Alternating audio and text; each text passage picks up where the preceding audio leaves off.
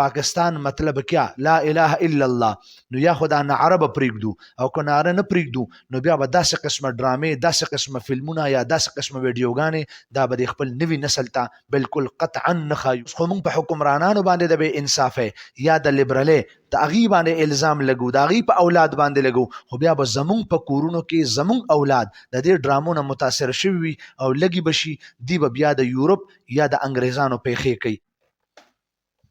حکمرانان په دې وخت کې یو بل سره مشت و ګریبان دي او د بادشاهۍ په کورسۍ باندې د ناستې په کوششونو کې دي.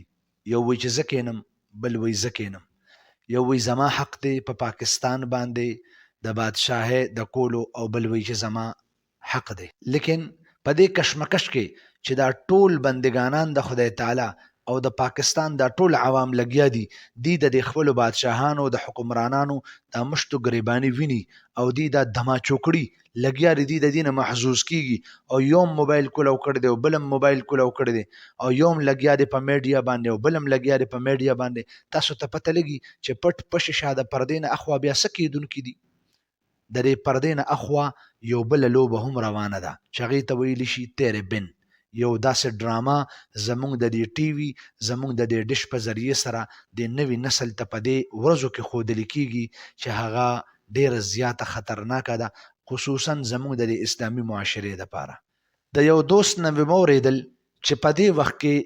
تیرې بن ډراما دومره په عروج باندې ده او د ترقۍ یا به موږ دا ووایو چې د ټرین هغه تمام ریکارډونه یې مات کړي دي، خصوصا د هغې جنکو دپاره کمې جنکۍ چې د مغرب د هوا نه متاثره دي. څو ورځې وړاندې زموږ په دې اسلام آباد کې څه خلق راووتي وو چې هغه د مغرب نه متاثره وو او هغې دا یو خبره کوله چې جی کانا خود ګرم کرے اپنا جسم اپنی مرضی. نو دې ډرامې سره د داسې قسمه جنکو یا د داسې قسمه زنانو دماغو ته هغه هوا ملو شوه چې د هغې نه د زمانې افلاطونانې جوړې کړې. د ډېرو ګواهانو په وینا باندې په دې ډرامه کې داسې قسمه پاټونه دي چې یوه زنانه لږې شي خپل خاوند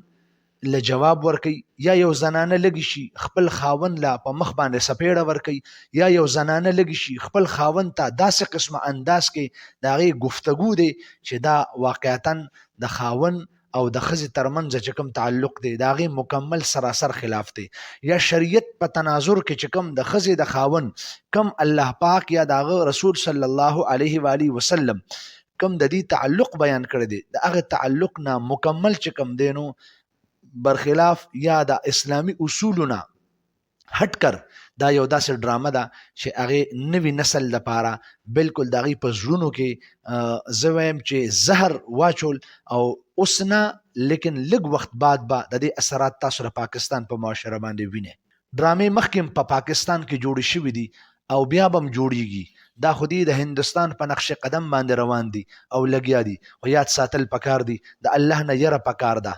داسې قسمه ډرامه جوړول چې هغه زموږ د اسلامي روایاتو خلاف وي، یا داسې قسمه کلپ جوړول چې هغه د دې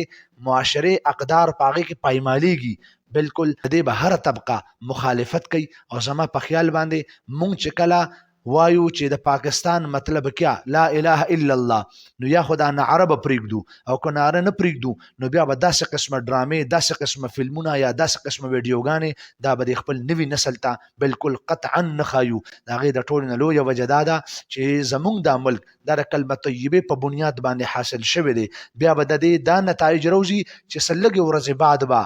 اوس خو موږ په حکمرانانو باندې د بې انصافۍ یا د لیبرلۍ د هغې باندې الزام لګو، د هغې په اولاد باندې لګو، خو بیا به زمونږ په کورونو کې زمونږ اولاد د دې ډرامو نه متاثر شوي وي او لږې به شي، دی به بیا د یورپ یا د انګریزانو پیښې کوي. نو خدا را زما به دې ټول قوم ته دا درخواست وي چې مهرباني وکړئ